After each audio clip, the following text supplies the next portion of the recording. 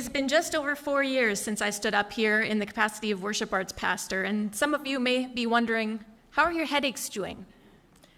Well, there hasn't really been a cause identified other than some of my top vertebrae impeding on my brainstem. It's been a tough road for my family and for me, but I'm grateful to have had some relief from symptoms in the last 6 months. I'm hopeful that this trend will continue, and soon I'll be 100%. When Carl said that we were studying parables, I wondered how to choose a parable. I read through them multiple times. Do I choose the one about a bit of yeast for a large batch of dough so that when you're entering the sanctuary, I could have the smell of bread rising?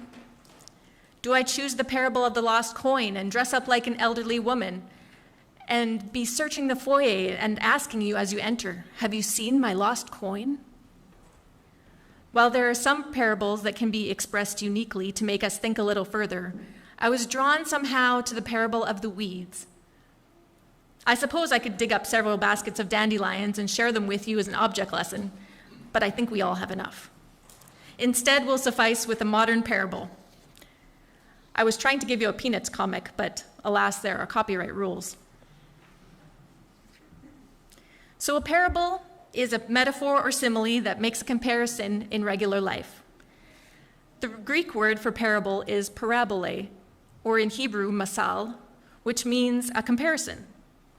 The Old Testament also uses such comparisons in riddles, proverbs, and allegories. One well-known Old Testament parable is Nathan telling King David about the ewe lamb in 2 Samuel 12.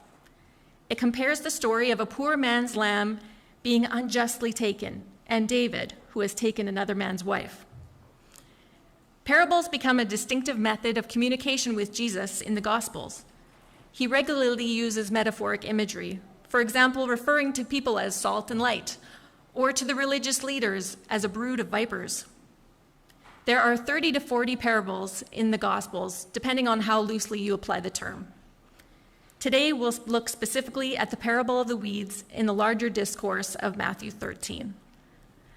Let's briefly summarize a few points about the Gospel of Matthew that will help us with the context of today's parable. Matthew is often thought to have been written by the disciple Matthew, but there is evidence that points otherwise. But for now, just to make it easy, we'll say that the author is Matthew. The gospel is directed at a Greek-speaking Jewish audience during the time of the Second Temple, which lasted about till 70 AD in Jerusalem.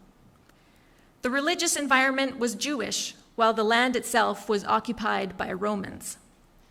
Louise Shawtroff describes the circumstances of the people in Matthew to be so poor that their relationship with God was disintegrating.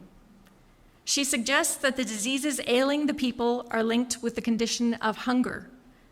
This is a little picture into the Gospel of Matthew. He spends the first 10 chapters of the Gospel focusing on Jesus' calling as God's Son and the beginning of his earthly ministry. The next section of chapters 11 to 16 bookend our chapter of interest, which is Matthew 13. These chapters are where we see how different people groups respond to Jesus. The recurring tune is rejection by the majority of Israel. However, Jesus' closest followers are beginning to understand Jesus' identity and to join him on his mission to establish the kingdom of heaven. The kingdom of heaven, or the kingdom of God, or the reign of God, are ideas that appear in earlier apocalyptic books like Daniel. The righteous, the evil, or the sons of the kingdom, these are all eschatological or end times concepts. Jesus has introduced the kingdom here in Matthew, having already preached the Sermon on the Mount, plus a second major dialogue in Matthew 10. So now, in chapter 13, Jesus speaks 8 parables supported by explanations.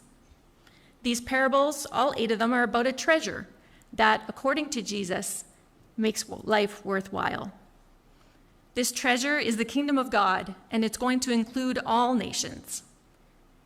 The first 4 parables are dominated by the topic of grain or food production, and they start with sentences like, the kingdom of God may be compared to, or the kingdom of heaven is like.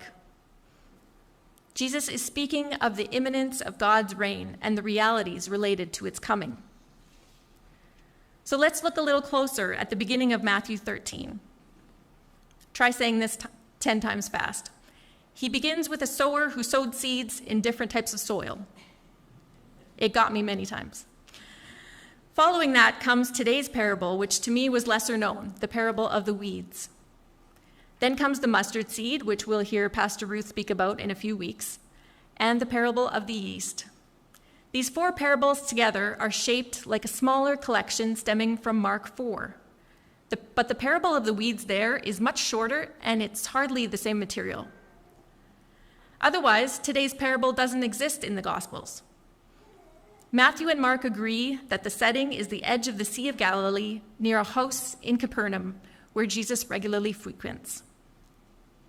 With the crowd surrounding him, Jesus goes out in a boat, just like the Sermon on the Mount.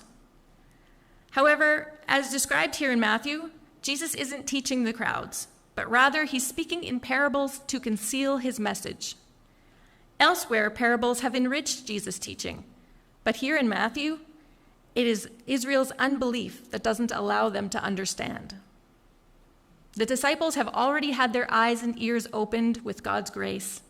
They are also privy to Jesus' explanation, which they ask him for later. So I'd like to read the parable of the weeds in the NRSV. The kingdom of heaven may be compared to someone who sowed good seed in his field. But while everybody is asleep, an enemy came and sowed weeds among the wheat and then went away. So when the plants came up and bore grain, then the weeds appeared as well. And the slaves of the householder came and said to him, "Master, did you not grow good seed in your field? Where then did these weeds come from?" He answered, "An enemy has done this." The slave said to him, "Then do you want us to go and gather them?" But he replied, "No, for in gathering the weeds you would uproot the wheat along with them. Let both of them grow together until the harvest, and at harvest time I will tell the reapers, collect the weeds first and bind them in bundles to be burned, but gather the wheat into my barn." I have flashbacks of being a young teenager and going out to rogue the crop with my entire family. Now, roguing is where you pull out the weeds and grasses that exist in the field, and they don't belong, by hand. Thankfully, this field was not huge. I guess my dad figured that the effort wasn't worth it because he didn't plant that type of seed crop again, for which young me was very grateful. Now, the King James Version refers to the weeds as tares, and commentaries point to a specific poisonous plant called darnel. The thing is, darnel looks exactly like wheat until the plant begins to head out, later in a growth stage. This is what happens in our parable, and the slaves realize something is amiss. After speaking to the crowd in 4 parables, Jesus and his disciples make their way to the house near Capernaum, and here he explains the parable to his disciples. Picking up with verse 36. Then he left the crowds and went into the house, and his disciples approached him, saying, "Explain to us the parable of the weeds of the field." He answered, "The one who sows the good seed is the Son of Man.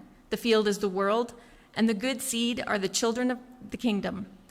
The weeds are the children of the evil one, and the enemy who sowed them is the devil. The harvest is the end of the age, and the reapers are angels." Jesus then moves into an apocalyptic view of end times. Just as the weeds are collected and burned in the fire, so it will be at the end of the age. The Son of Man will send his angels, and they will collect out of his kingdom all causes of sin and all evildoers, and they will throw them into the furnace of fire, where there will be weeping and gnashing of teeth. Then the righteous will shine like the sun in the kingdom of their Father. Let anyone with ears listen. I want to talk about 5 things that we can learn from this parable. Number 1 is, if you don't know, ask. Let's begin with the servants. When the servants notice that something is not right in the field, they come to ask questions of the farmer. They don't pause to contemplate that they may appear ignorant, and they are not afraid. Psalm 25, verse 8 and 9 says, "Good and upright is the Lord, therefore he instructs sinners in the way. He leads the humble in what is right and teaches the humble his way." Last week, Shoaib was quoting C.S. Lewis on humility. Humility is not thinking less of yourself. It is thinking of yourself less. This has stuck with me through the week. There's benefit in humility, asking when we don't understand, and seeking God's guidance in the midst of uncertainty. Hebrews 4:16 says, "Let us therefore approach the throne of grace with boldness, so that we may receive mercy and find grace in our time of need." Now, Rent Collective, who sing My Lighthouse and Build Your Kingdom Here, they also wrote a song called Boldly I Approach, and the lyrics read like this: "By grace alone somehow I stand, where even angels fear to tread, invited by redeeming love, before the throne of God above. He pulls me close with nail-scarred hands into his everlasting arms. When condemnation grips my heart and Satan tempts me to despair, I hear the voice that scatters fear. The great I am, the Lord is here. Oh, praise the one who fights for me and shields my soul eternally. Boldly I approach your throne." Jesus has made it possible for us to approach the only holy God and be able to stand in his presence. So if we don't know something or if we need something, let us come to him and ask. One of the tasks at the oak table where I volunteer is to butter buns for over 100 guests. This happens almost daily. And we were actually preparing for 2 sites one morning, so it was closer to 200 buns that I was looking at on the counter. It was quiet when I arrived, so I started buttering, and after about 3 dozen buns, I thought, what if these buns aren't for garlic toast? What if they're for hamburgers? The next time one of the managers walked through the kitchen, I made sure to ask so that I wasn't buttering 200 buns in vain. If you don't know, ask. One commentary suggested a practical habit of understanding and remembering God's word by discussing the sermon together afterward. If something that is said causes questions, ask the pastor or speaker about it. Jesus' parables are one way that he trained his disciples, especially when helping them understand how this kingdom would be shown. Number 2 is that good comes from God. As we've heard in the latter explanation of the parable, the precious good seed in the story are the faithful and true saints. We've been scattered like seed in a garden. Some places are thicker than others. Jesus is the farmer, flinging the seed, and we are expected to grow and bear fruit. The Matthew Henry commentary says that the good in the world comes from God, both the good seed and his sowing. The success of our labor relies solely on his blessing. This is a good reminder that without him, our efforts will not be effective. Without him, we can do nothing. Stanley Hauerwas says in his commentary on Matthew, "By our fruits we will be known, and those fruits are the ones spoken of in the Beatitudes. Blessed are the poor in spirit, those who mourn, the meek, the merciful, the pure in heart, the peacemakers, the persecuted for righteousness' sake, the reviled because of Jesus." And why? Because theirs is the kingdom of heaven. They will be comforted. They will inherit the earth, be filled, receive mercy, see God, and they will be called children of God. Another example of God giving good things is found in Matthew 7, verse 9 to 11. "Is there anyone among you who, if your child asks for bread, will give him a stone? Or if the child asks for a fish, will you give a snake? If you then, who are evil, know how to give good gifts to your children, how much more will your Father in heaven give good things to those who ask?" The tares or weeds are sinners or pretenders. If choosing temptation and darkness, the weeds are not good for anything except to be thrown in the trash. In the parable, they're burned so they don't contaminate future crops. Matthew 5:45 says, "For he makes the sun rise on the evil and on the good, and sends rain on the righteous and on the unrighteous." God's good comes to all, no matter their disposition. The kingdom of heaven is a field sown with God's seed. Jesus concedes that the kingdom is not coming quickly, but rather sometimes his outcomes will seem slow. Nevertheless, Jesus still declares the coming kingdom with hope. This year, due to the heat, I planted my garden early, before the long weekend in May. I watered it and I waited. And then I waited some more. And about 2 weeks ago, I reseeded the garden box because nothing was coming up. Still nothing. Then we had a good rain, and finally, things started to sprout. Those seeds just needed a little good soaking from above to get growing. And this leads us to number 3, patience. The servants are in a hurry to get rid of the weeds. They are reliable and conscious workers, but Jesus says all they are to do is wait. Wouldn't that be great if instead of weeding our gardens and yards, we could just sit in a lawn chair and wait? The thing is that God allows both evil and good to exist side by side. The field in the parable has often been thought to be the church, which is a community built on relationship in Christ rather than biological relationship. This parable has been used to justify church discipline, but we are cautioned to use great restraint since the wheat or the good may also be destroyed. 2 Timothy 2:25 speaks of the gentleness required for correction in hopes that there will be repentance. While this belief has fueled many a debate regarding church, there's also the Anabaptist understanding that the field refers to the whole world.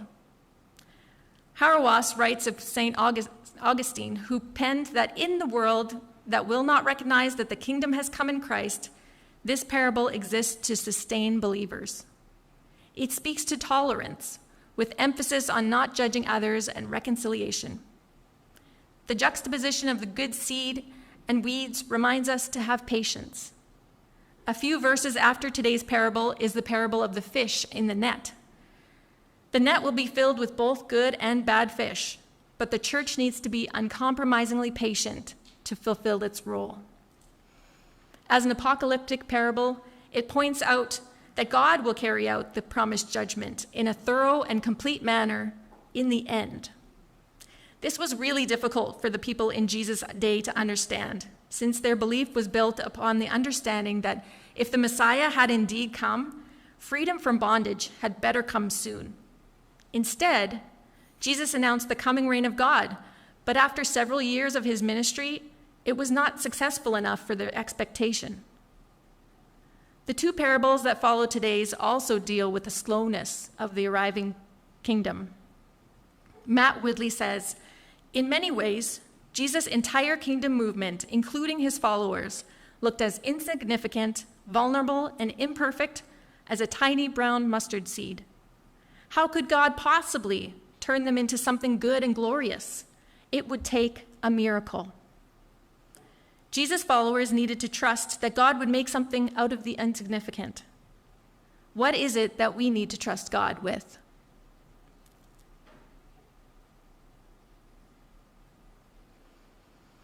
People who knew that I used to teach violin would describe me as a patient person. They said, you must be, if you can listen to so much screeching in a beginning violin lessons. The last few years have been teaching me a different type of patience. Patience and trust that when I left a job that I loved 4 years ago, that God knew what he was doing, that he had some kind of good in store for me. I'm still not sure what that plan is, but I trust, and some days I need reminders to trust that he's got it under control. There are many days where I've wondered or lamented or been flat out frustrated because things were not changing fast enough for the good. Patience can be long, and it's not always easy. We've arrived at number 4. The enemy is always looking for an opportunity to promote wickedness, the enemy being the devil. In the parable, covered darkness is the time when the weeds are sown into the farmer's field. Intentional interference with crops was unusual in Jesus' day, so it is assumed that an enemy must have done it. The kingdom of God must deal with evil surrounding it. The devil can use any part of the day or night to distract us, but we can pay particular attention when we're alone or when we're faced with temptation. Jesus himself was tempted, as recorded in Matthew 4, and was led alone to the wilderness by the devil. Jesus made it clear from the beginning that he came to defeat the one who continuously was opposing his work. In the day of harvest, known as the end of the world or judgment day, all will be judged, and every person reap what they have sown. There will be much rejoicing for the precious seed, but for those who have sown to the flesh, there will be much grief and disparity. The reapers in our parable are the angels who will carry out Christ's decision. They will bind in bundles or sort according to their kind, some bound for the barn of heaven, where there will be no more wind or weather. The grain will no longer be distant off in the field, but rather tucked up safely in the barn. The rest will be thrown in the fire. Malachi 3, verse 19 describes it this way: "Then once more you shall see the difference between the righteous and the wicked, between one who serves God and one who does not serve him. See, the day is coming, burning like an oven, when all the arrogant and all evildoers will be stubble. The day that comes shall burn them up, says the Lord of hosts, so that it will leave neither root nor branch." I don't know about you, but that's a pretty complete picture of wiping out the weeds. If you've ever tried to get rid of a thistle among the grass, or a dandelion, or a tree stump, it is very hard to demolish the roots. Malachi says that neither root nor branch will be left. And it continues, "But for you who revere my name, the Son of Righteousness shall rise, but with healing in its wings." This leads us to our last point, and that is transformation. There are two kinds of transformation as I see it, or two parts. Transformation here on earth, and transformation as spoken of in verse 43. It reads, "The righteous will shine like the sun in the kingdom of their Father. Let anyone with ears listen." This latter transformation is spoken of in 1 John 3, verse 2. "Beloved, we are God's children now. What we will be has not yet been revealed. What we know is this: when he is revealed, we will be like him, for we will see him as he is." Our physical bodies sound like they will shine by reflecting God's glory. As the beginning of Matthew relates, Jesus has come to draw followers into his mission. Jesus quotes Psalm 78, verse 1-3 in Matthew 13:35, saying, "I will open my mouth to speak in parables. I will proclaim what has been hidden from the foundation of the world." Quoting from Donald Sr. in his book on Matthew, Jesus is the parable of the Father making manifest what was present in the beginning. Our recognition of this requires our transformation in order that we may see Jesus as God incarnate. In growing our faith day to day, God transforms us to align us more with Jesus' mission and ministry. It's what we're doing here right now in worship.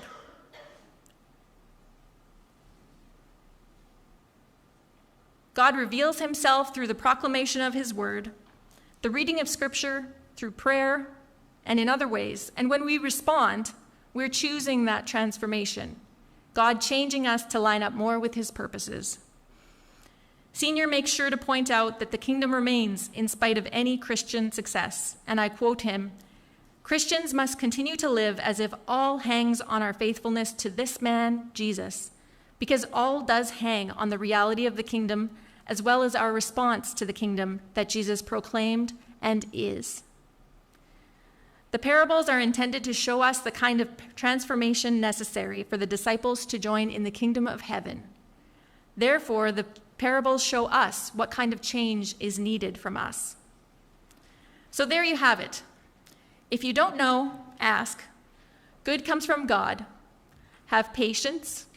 The devil takes every opportunity, and allow transformation in response to the revelation of who he is.